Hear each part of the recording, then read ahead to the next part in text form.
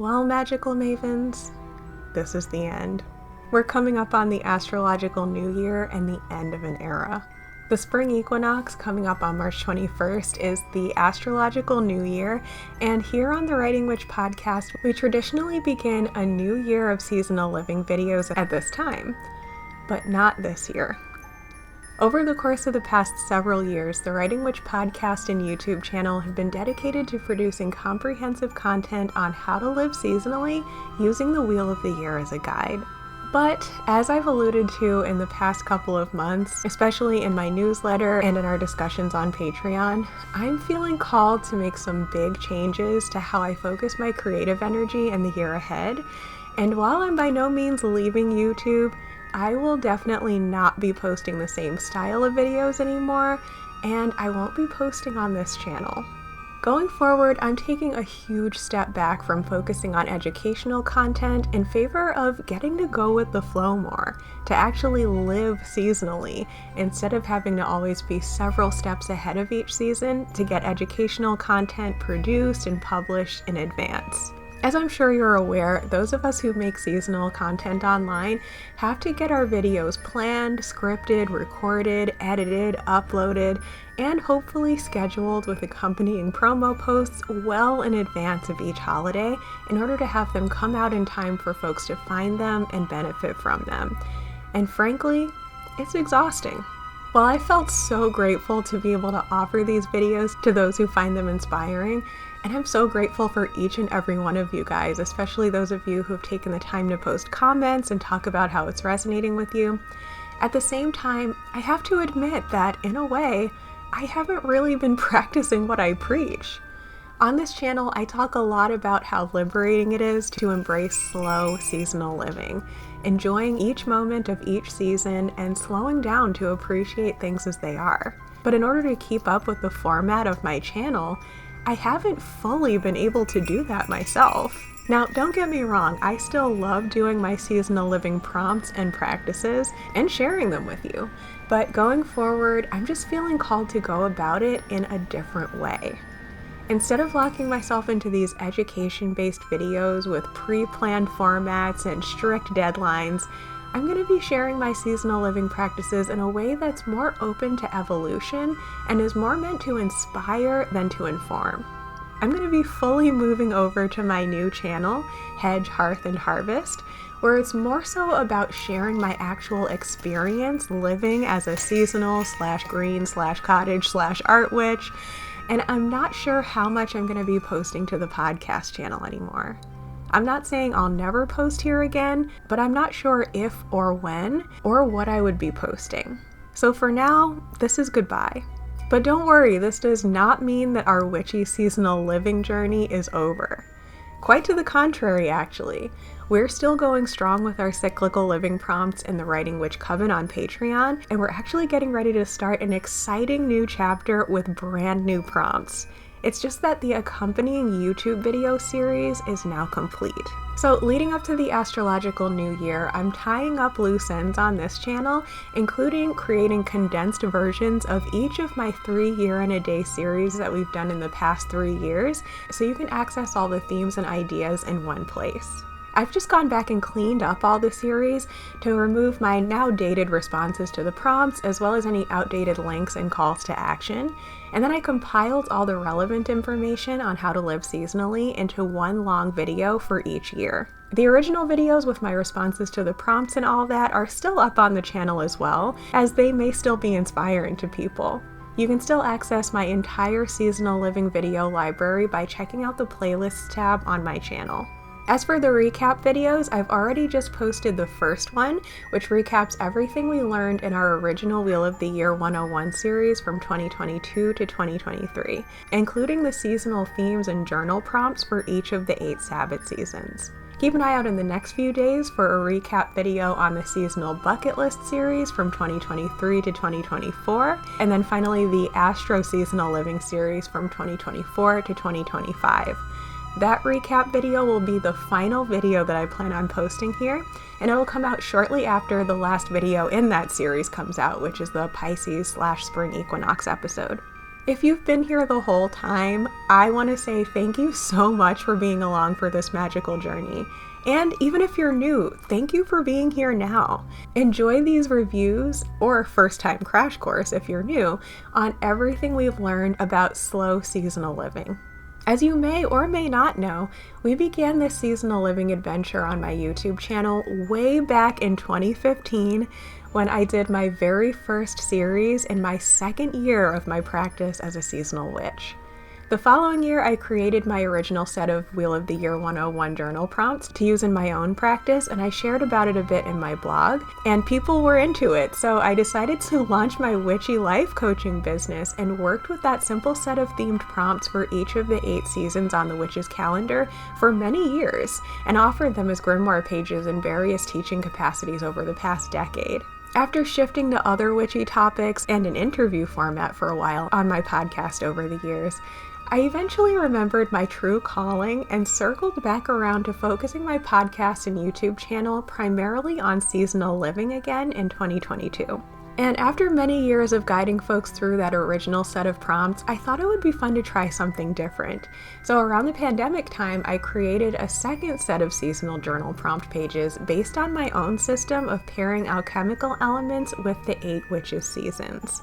We did a year of elemental prompts in the Writing Witch Coven on Patreon starting in the spring of 2024. My plan at that time was to switch back and forth between those two systems from one year to the next. But after exploring the Zodiac Wheel of the Year here in the podcast series over the past year, folks told me they wanted to dive deeper into that, and actually so did I. So this winter, I decided to design a whole new set of prompts based on astrology. In this past year's YouTube series, we learned about the mind-blowing secret of how the Pagan Wheel of the Year and the Zodiac Wheel are intrinsically linked. And in each episode, we talked about the themes of each zodiac season, how it fit into the Wheel of the Year, and then I shared some practical ways to embody them alongside our slow living approach to celebrating the witches' Sabbats. On Patreon, members of the Build Your Complete Grimoire tier received a set of pages for their binder that essentially summarized the information from each video in a simple tan-colored design layout. But there were no actual journal prompts included. Until now. I've been working hard behind the scenes to hone together everything I've learned about seasonal astrology and designed a brand new set of beautiful, colorful pages, including information and journal prompts for each of the 12 zodiac seasons. These are all new journal prompts never before seen anywhere else. And the best part is these 60 prompts are being released not just to the top tier, but also to the seasonal living Patreon tiers as well. As you've seen from the podcast series, while astrology is often perceived as a much more complicated and confusing modality, it's actually very easy to learn when we recognize it as just another aspect of the simple pagan Wheel of the Year that many of us are already familiar with.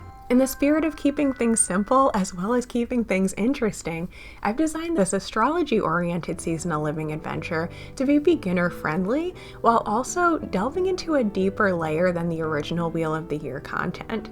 So whether you've been on this seasonal living journey for a while already, or if you're brand new to the Sabbats, astrology, or both, this year's prompts will give you everything you need to feel in tune with the magical seasons of life. For this upcoming round of the Writing Witch Coven Seasonal Living Challenge, we'll be splitting up the year into 12 seasons that are each 4 weeks long.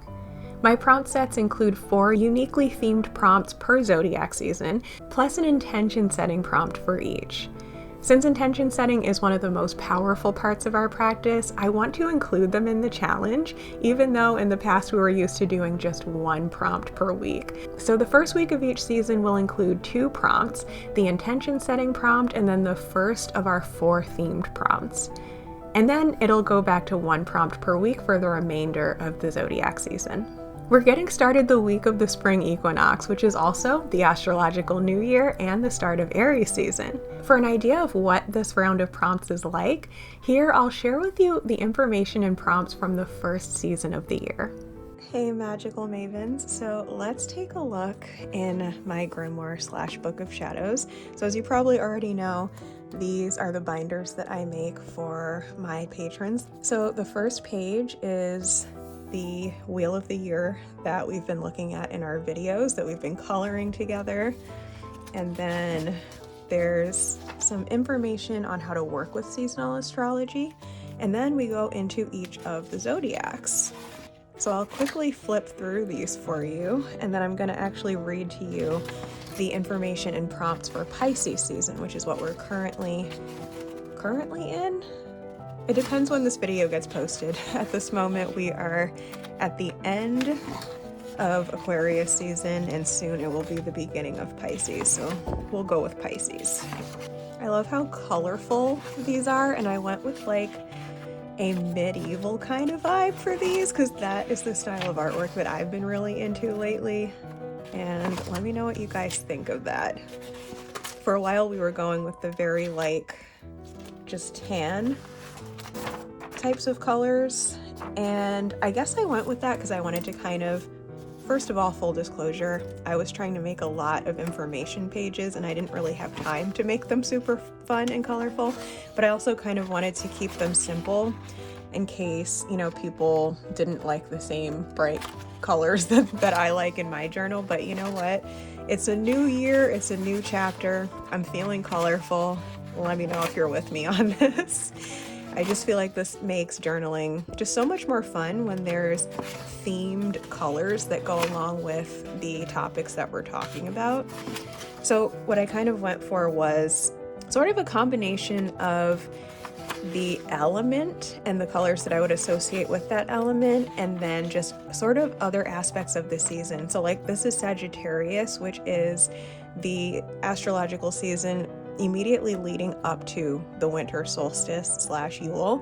So it's a fire sign, so I definitely wanted to bring in a lot of reds, but I also wanted to make sure there was a little bit of orange in there because it's the last sign of autumn. And I also wanted to kind of bring in the greens because that sort of green and red vibe that you get leading up to Yule. So I really kind of put a lot of thought into this, and I think these are going to be really fun to work with. And then Capricorn is an earth sign, so I played up more of the green, but I still brought in that sort of green and redness because, you know, solstice time. All right, we're getting close now. Here's Aquarius, which we're in as I'm filming this. And probably by the time you're seeing this, we will be in the very last zodiac of the year, Pisces. All right, here we are. Let's take a closer look at these ones. So here is our cover page. Again, I just found some really ancient Pisces illustration and tied it together here with a nice background. And then here is our sort of cheat sheet page. So this is where essentially you get a quick look at everything you need to know about the zodiac sign. This comes really in handy as you're learning the signs and you just want a quick reference. So for example, sometimes when I was first learning, and honestly, this is Pisces, so in this case, it's not even just when I was first learning, it's up until very recently, because it took me a long time to remember the glyph for Pisces, which when the Pisces video comes out, I'll explain why that is. But when you're first learning, this is where you can just quickly flip to this page and get a quick understanding of the overall vibe that you're dealing with for this sign. So I'm going to read this to you. So Pisces energy is related to the divine feminine water element, dealing with faith, intuition, and compassion. It's a sign of wholeness and completion, being the last sign of the zodiac. Pisces invites us to be compassionate with ourselves and others, to give ourselves permission to daydream and get playfully creative with our spiritual practices in a way that feels in flow. Now, obviously this is based on research of what this sign is known to mean, but I'm a word witch. So when I'm writing even a short paragraph like this, I'm very intentional about the specific words that I'm choosing because I really want almost every word in the paragraph to drive home a little bit more of the point of the sign. So even the word like in flow, water, it's a water sign, flow, water flow. So like I said, having the glyph handy for this particular sign is very helpful for me. And I'll show you why actually. It is because if we flip all the way back to Cancer season, I always confuse the glyph for Cancer with the glyph for Pisces, because if you'll notice, this is the glyph for Cancer. And this over here is the symbol for Pisces. If you guys have seen the typical example, it kind of looks like two fish swimming around in a circle, almost like a yin-yang symbol. And weirdly enough, that is exactly what the symbol for Cancer looks like. This is part of what was awesome about filming this series, because I was learning as well. And you know how they say the best way to learn is to teach, or even the best way to integrate the knowledge that you have is to teach it and like explain it for other people. And so now I will always remember that this is the symbol for Cancer and not for Pisces. But up until I did this series, I always wanted to think that that was the symbol for Pisces, because it would make sense. Anyway, so yeah, there's a lot of things about astrology that make perfect sense once it's explained in this very simple seasonal style that I like to work with. But then there are always those things that, like, I don't understand why the glyph for Pisces looks like that. If you know what the like symbolism behind that is, please do share in the comments.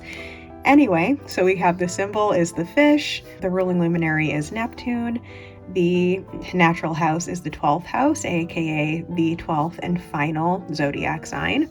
Element water. Quality mutable, meaning the end of a season, in this case the end of the winter season leading right up to the spring equinox. The phrase is I believe. The theme is compassion.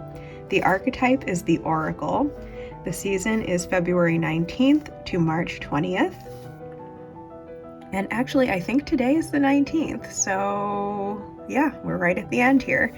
The Sabbath correspondence is the spring equinox, which takes place at the exact moment when the sun moves out of Pisces, marking the end of winter and the beginning of spring. So this page is some deeper information on Pisces, which I will read to you. Pisces is the 12th and final sign of the zodiac, making it a sign of wholeness and completion. It's said to hold within it all the wisdom of the previous 11 signs that have led up to it. While it isn't always recognized as having a Sabbath correspondence, like all zodiac signs, it plays a key role in the story that's being told by the Sabbats and seasons. Pisces season represents the last of 3 phases of the winter season, and it ends on the last day of winter.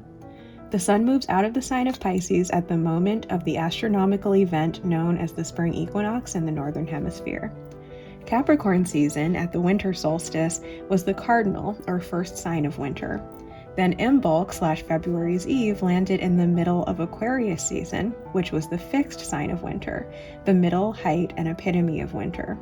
Now Pisces is the mutable, or final sign of winter, giving way to spring. Pisces is essentially the time when we start shifting out of winter mode and begin gradually adapting into the spring phase. It's that preparing for Ostara time period. Pisces energy is related to the divine feminine water element, and its main theme is compassion. It also deals with themes of faith, intuition, and adaptability. The key phrase for Pisces is I believe, and its archetype is the oracle, someone who translates between the realm of spirit and the human world. This time of year invites us to slow down and be patient and compassionate with ourselves and others, to give ourselves permission to daydream and get playfully creative with our spiritual practices in a way that feels in flow.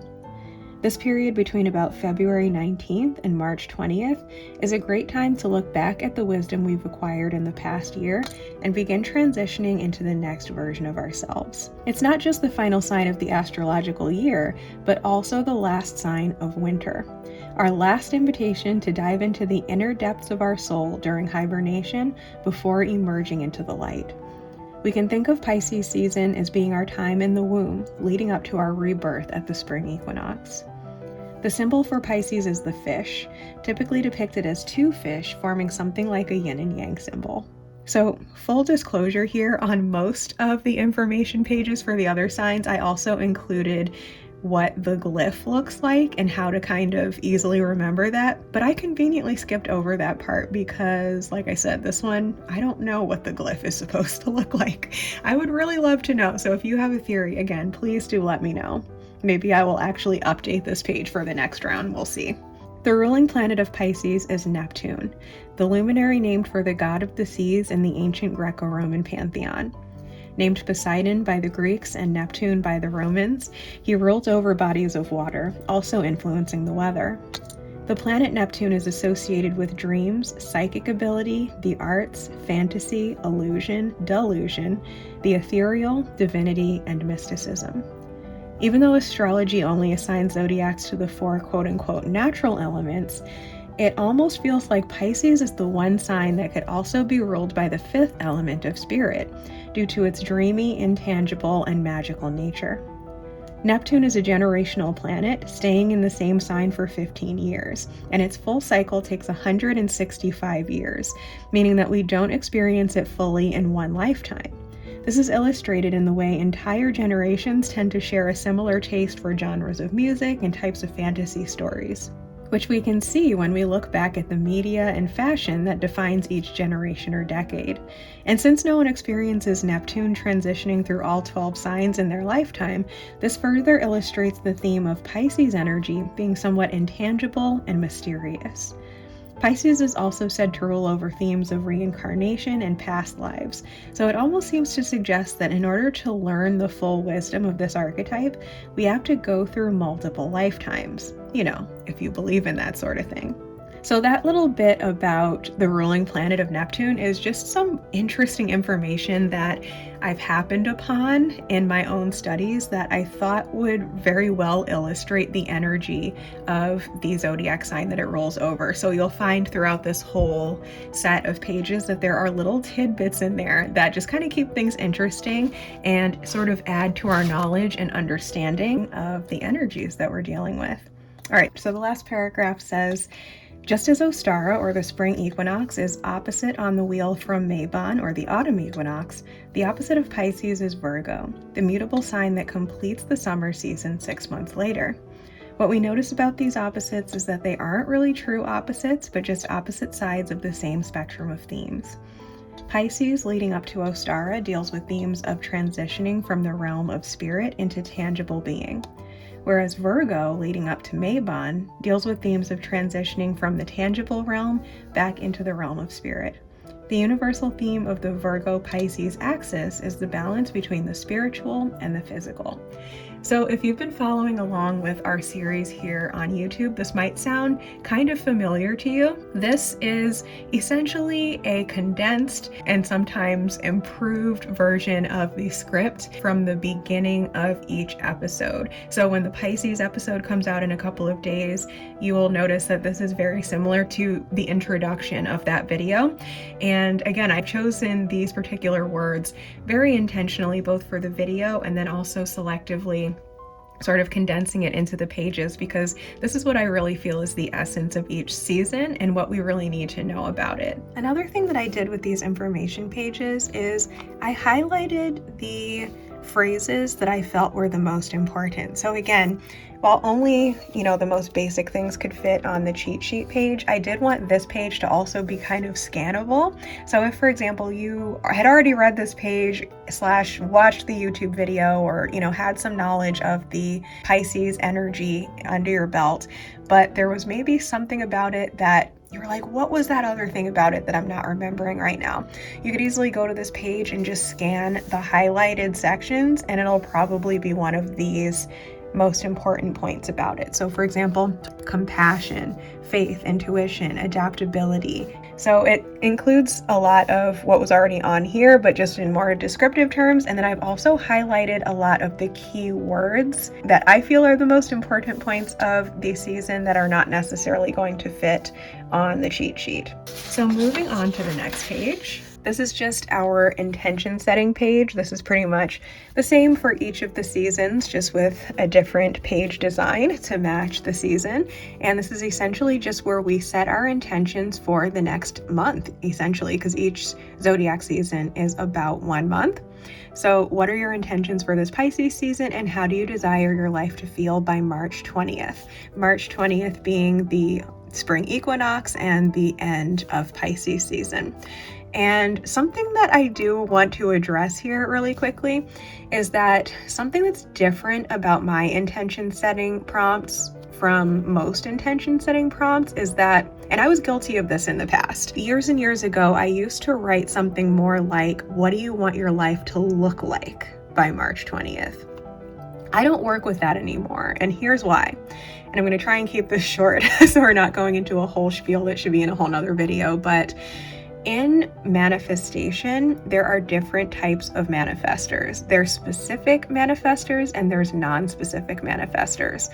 Now, most of the manifestation teachers and gurus out there from the past 100 or so years have been specific manifestors. And I believe that the reason for that is because the manifestation process is the most simple and straightforward to a specific manifestor. And so it makes sense that those would be the people who kind of seemed to get it and think that they sort of had the secret about it, that they could, no pun intended, the book The Secret is an example of this as well. But those are the people who tended to think that they understood it fully and that they could explain it to others. And they would basically explain it exactly the way that it worked for them, which was great because the world needed to know that manifestation existed. However, the big however there is that something that's been left out of a lot of people's education on manifestation is the fact that being super specific and being able to visualize and know every single solitary itty bitty detail of what you think you want does not work for everyone. It just doesn't. As you can tell from the tone of my voice, I am one of the people who that does not work for. Human design, it's more of a recent system in that it kind of just came out in the past couple of decades, but it's basically combines different spiritual systems that have been around since forever. But one thing that I think it really does help with is this understanding that not everyone is meant to be super specific and know what they want their life to quote unquote look like by a certain time. And so over the years, as I have learned that and experienced it myself and seen just how much more liberating my life is when I focus on the feelings that I want to embody more so than specific details, life has gotten a lot better. So the reason why I say, what do you desire your life to feel like, is not to, throw shade at the specific manifestors. Honestly, you guys are awesome. There are times when I wish that I was one of you, but what I have learned in my many years of studying various theories on manifestation, as well as working with people both in a professional and a personal capacity around manifestation, is that whether you are a specific or a non-specific manifestor, the emotions are extremely important. I have even seen many examples of people who are a specific manifestor and they do actually tend to manifest the specific things that they want. But what happens if they're not tuned into the emotions that they're desiring first, before getting super specific about the details of what they think they want, is they might end up manifesting something specific, but then not even being happy about it. Or it going, horribly wrong, one of those like careful what you wish for type situations. And then for those of us who are non-specific manifestors, we usually don't manifest the specific thing that we thought we wanted, and it honestly leads to a lot of heartache and disappointment, and it can lead to self-confidence issues and issues trusting your intuition if you're forcing yourself to work with a system that you've been told is the only thing that works and it's not working for you. So anyway, soapbox over, but that's something I'm extremely passionate about. So you'll find that in the Writing Witch Coven, all of my prompts for intention setting never say, what do you want your life to look like? They always say, how do you desire your life to feel? And I think that that is actually really helpful for everyone. So if you are a specific manifestor, whether you know that through learning your human design details, or if you just feel it and have experienced it and you just know that, you can always get as specific as you want with your intention setting. I leave a huge page here to totally journal it out and get your thoughts and feelings out. But if that doesn't resonate with you, you don't have to do it that way. So there we go. Okay, so finally moving on to the actual prompts. These are the ones that are completely different and very, very deeply thought out for embodying the specific intent, no pun intended with the word specific, but the specific intent, not the specific intentions, but the specific energies of each of the different 12 zodiac signs. So we have a system here where the first prompt is always to do with the themes that are related to the element. The second one is always to do with the archetype. The next one is to do with the modality or quality. And then the last one is to do with the symbol. So starting with water element, compassion and intuition. Pisces energy is related to the divine feminine water element, and its main theme is compassion. It also deals with themes of faith, intuition, and adaptability. Being the last sign of the zodiac, it has the wisdom of understanding the experience of all of the other signs and archetypes, making it able to understand, appreciate, and love the self and others, regardless of where they're at in life or what their perspective might be at this time. Pisces understands that everything is temporary and perception is fluid, subject to change as we live, grow, and evolve. Furthermore, it understands that evolution is cyclical rather than linear. It's this ability to feel for all perspectives that allows Pisces to be intuitive, able to dive much deeper than surface level and to feel into multiple realms. This was totally not planned, but it's kind of funny that I just went on that spiel about understanding different people's perspectives on manifestation, because that apparently embodies the themes of Pisces. How fun. It must mean that we're getting into Pisces season because I'm starting to feel the Pisces vibes. Anyway, it's this ability to feel for all perspectives that allows Pisces to be intuitive, able to dive much deeper than surface level and to feel into multiple realms. This sign is not about the rigid, the tangible, or the logical. It's an invitation to explore the realms of dreams, art, mysticism, and emotion, holding space for whatever feelings come up for healing or expression, or simply being present with them. So part of what I wanted to do with this series of pages is, obviously, there's a lot to say and learn about each of these signs, and not all of it is going to fit onto this one information page, but I set it up in a way that if you just needed a super quick reference, there's your cheat sheet page. If you wanted to do a deeper dive where you read one page that kind of tells you everything you need to know about it in a short sort of form, there's this page. But then to like fully understand the different aspects of the sign, that's where the prompt pages come in. So the prompt section is just this one line at the bottom, but this whole section up here is kind of more information that helps us to understand the sign through the realm of whatever that prompt is about. So in this case, water element, and the keywords of this particular sign as the water element being compassion and intuition. In much the same way that Taurus is the most straightforward expression of the fixed modality, Pisces is the most obvious expression of mutable energy, with water being such a fluid and adaptable element. This season is a great time to work with the water element in literal as well as esoteric ways.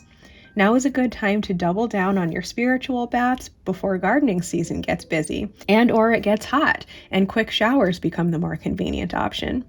It's also a great time to sleep in as much as possible, delving into the dream realm and resting up before emerging from hibernation. So the second paragraph tends to kind of be more of a tangible, even though I just said this sign isn't as tangible as some of the others, but the second paragraph tries to bring it into the real world of like, okay, so this kind of explains what the energy is like, but this paragraph tries to explain what can you actually do with that information? What might that look like in a real practice in a literal sense? Just some examples. And then finally, the actual prompt. How can you embody the element of water to embrace compassion or intuition this Pisces season? So even though this looks like a lot of information, that's really just to help you continue integrating your knowledge and understanding of the sign, but the prompt itself is very short, sweet, and to the point. So don't let that intimidate you. All right, moving on to the next page, the oracle. The key phrase for Pisces is I believe, and its archetype is the oracle, someone who translates between the realm of spirit and the human world. This time of year invites us to slow down and give ourselves permission to daydream and get playfully creative with our spiritual practices in a way that feels in flow. This is a great time to look back at the wisdom we've acquired in the past year and begin transitioning into the next version of ourselves. It's not just the final sign of the astrological wheel, but also the last sign of winter, our last invitation to dive into the inner depths of our soul during hibernation before emerging into the light. It's an ideal time to delve into divination, to understand the lessons of the year past, and tap into our inner guidance to feel into the desires or intuitive hits for the next cycle. It's also the perfect season to delve into dream work, which can be as simple as writing down your dreams each morning and noticing any repeating themes or noteworthy symbols that come up. Another way to embody this energy is to indulge in art, music, movies, and creative writing, whether you're consuming them, creating them, or both, or even simply allowing the space to daydream or immerse in your feelings. How can you embody the archetype of the oracle to tap into the realms of intuition or fantasy this Pisces season? And moving on to the mutable modality. Pisces is the mutable or final sign of winter, giving way to spring. Pisces is essentially the time when we start shifting out of winter mode and begin gradually adapting into the spring phase. It's that preparing for Ostara time period. Mutable means adaptable, changeable, fluid, and transformational. And Pisces is the most mutable of the mutable signs, being both water and the final sign of the astrological cycle. It invites us to change, not in a forced or rushed way for the sake of changing, but instead in a deep, intuitively guided way. There's a saying that says if you begin to understand what you are without trying to change it, then what you are undergoes a transformation. Pisces represents the kind of change that's more about following the heart and the natural intuitive feelings that can guide us from within, whether or not it seems to make sense to the mind or the rest of the world. How can you embody the combination of mutable energy and water energy to transform and flow into the next chapter of life this Pisces season? So the modality pages I really enjoy, and I'm going to really enjoy doing the journaling on these because honestly, the modality is one of the aspects of astrology that I didn't learn until after I was very clear on the meanings of the elements and even the overall vibes of each of the 12 signs. And part of the reason for that is because it wasn't originally explained to me that it has this sort of seasonality to it, where the modalities represent the beginning, middle, and end of each of the 4 seasons. I have my astrology mentor, Tanae Stewart, to thank for that mostly. But another interesting thing about the modalities is that it really helps us to understand how everything is connected in the universe and how astrology kind of shows us all of the possible combinations of types of energy that exist. And so what we learn when we look at all of the different signs together like this is that out of the 12 signs, there's only one of each modality for each of the elements. So there's only one mutable water sign, and that's Pisces. There's only one fixed earth sign, and that is Taurus, and so on. And so even though there are 4 different prompts in this entire set that represent the mutable modality, but there's only one for each of the 4 elements, if that makes sense. Anyway, moving on. Finally, moving on to the symbol of the fish. The symbol for Pisces is the fish, typically depicted as 2 fish swimming around each other and forming something like a yin-yang symbol, representing the cyclical nature of life. The ruling planet of Pisces is Neptune, the luminary name for the god of the seas in the ancient Greco-Roman pantheon. He ruled over bodies of water, also influencing the weather. The planet Neptune is associated with dreams, psychic ability, the arts, fantasy, illusion, delusion, the ethereal, divinity, and mysticism. Most ancient cultures had myths that related the act of crossing or diving into bodies of water with passing back and forth between the spirit realm and everyday life. And even though astrology only assigns zodiacs to the 4 natural elements, it almost feels like Pisces is the one that could also be ruled by the 5th element of spirit due to its dreamy, intangible, and magical nature. This can seem like a really abstract concept, and that's because it is. But some tangible examples of how to embody the symbol of the fish are to meditate, to release expectations and go with the flow, going back to that whole not getting too specific with our manifestations thing. Funny that I ended up picking this one to share because this one is really illustrating that point. Some of the signs will kind of spark a little bit more clarity and specificity, but Pisces it's more intuitive and intangible. So that very much illustrates that point. Anyway, to meditate, to release expectations and go with the flow, to feel into the subtle energies or emotions in a space or situation, and to dig deeper or ask deeper questions. Again, the word deep water, I like to choose my words. Words are magical. Anyway, to ask deeper questions, perhaps researching the subconscious mind, reading about the origins of things, or learning about religion, mysticism, or divination. How can you embody the symbol of the fish to traverse between the realms, diving deep to bridge the magical with the mundane this Pisces season and beyond? If you're already an eligible member, keep an eye out for your first set of prompt pages coming out really soon. And if you haven't joined yet, I would love to invite you to hop on board for this year's festivities. Now is a super ideal time to join because the Spring Equinox / astrological new year / start of Aries season is energetically aligned with fresh starts, new beginnings, and forward moving energy. Setting intentions and starting new endeavors at this time is highly supported by the cosmic and seasonal energy, even more so than the Gregorian calendar New Year back in January. In fact, a lot more. As we know in our seasonal living path, midwinter is a time when most of us are feeling the need to wind down and just kind of feel into things. And we're often not even clear yet on what we want or need to do next. Whereas by the spring equinox, the energy is moving in nature and we're starting to come out of hibernation, literally and figuratively, after a long phase of self-reflection. And we're probably a lot more clear on what we actually want to be doing and what we desire to receive by year's end. And even if you've had a really slow start to the year, which is totally fine, by the way, because we started the year with retrogrades, which kind of always feels like a slow start to the new year. We also had that last year, so if that feels like a pattern, that might be part of the reason. But in any case, it's okay if at the spring equinox you're still just beginning to get a grasp on what your wants and needs are. These prompts will help you to get clear on your desires and will help guide you to take some inspired actions that'll allow you to embody your desired feelings more consistently and feel more fulfilled in whatever season of your life you're in. By starting this new set of seasonal living prompts now, you'll be giving yourself the gift of more inspiration, awareness, clarity, fulfillment, and fun in the seasons ahead. And this does include periodic intention setting.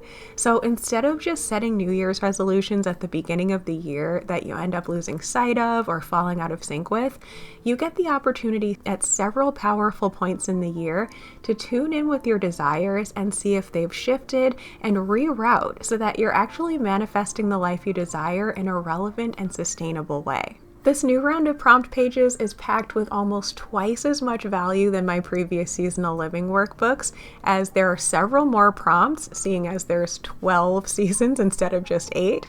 And there's also a lot more in-depth information that'll help you to learn astrology and build your seasonal living practice, and you get them at no additional cost. I've also recently announced that there are new tier options to better suit your needs and budget.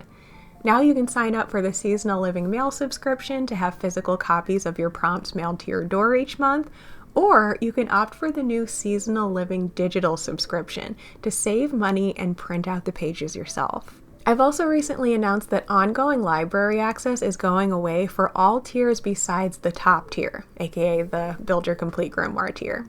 This means that if you're on a lower tier, such as the seasonal living tier, each season's posts and downloads will expire on a seasonal basis instead of staying available indefinitely. So each month you'll get to download the current printable PDF files to your device to reuse as many times as you'd like forevermore. But you'll no longer be able to go back and access files that came out in the seasons before you subscribed. So, while you're always welcome to join us on our cyclical adventure at any point in the cycle, it's most ideal to sign up now before any of the sections expire. I do tend to run this challenge again in a few years after cycling through our other systems again, but why wait until then? If you're coming off of this podcast series that we've just done and you want to ensure that you'll get to enjoy this full set of 98 astrology pages, the best way is to either sign up for a monthly subscription now and keep it active for the next 12 months, or get a discount by paying in advance for the full year of membership. And to celebrate this exciting new adventure, I'm also offering some awesome bonuses. First, as a thank you to everyone who's followed along with this adventure thus far, I'm leaving all of the past year's printables up for download from now until the spring equinox, specifically Sunday, March 23rd. That means everyone who is currently an eligible patron and anyone who joins an eligible tier right now gets access to download all of the printable information and prompt pages from the past 12 months. For the Seasonal Living tier members, that means all of the Elemental Wheel of the Year chapters that we're just finishing up, and a lot more.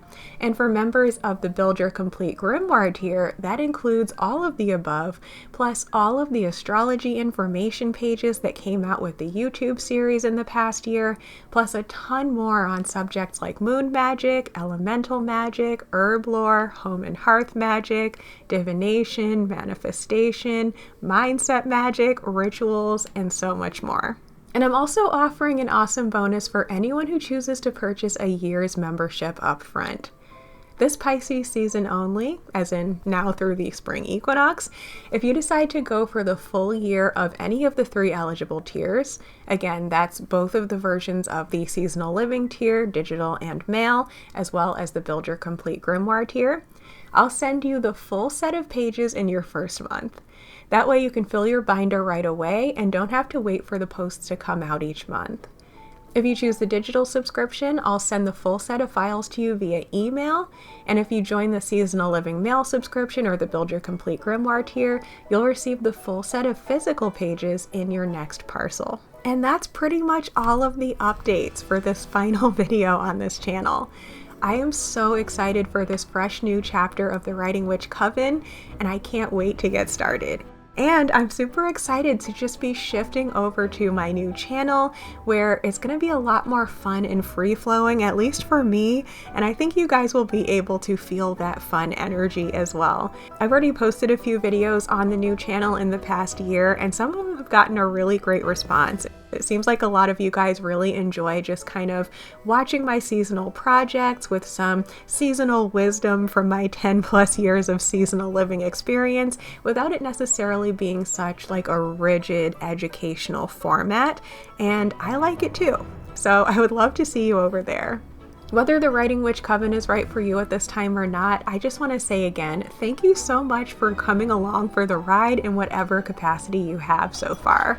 I hope you'll join me for more free-flowing seasonal living adventures on the Hedge, Hearth, and Harvest channel, and in any case, happy early astrological new year. So for this channel, blessed be to all, and goodbye.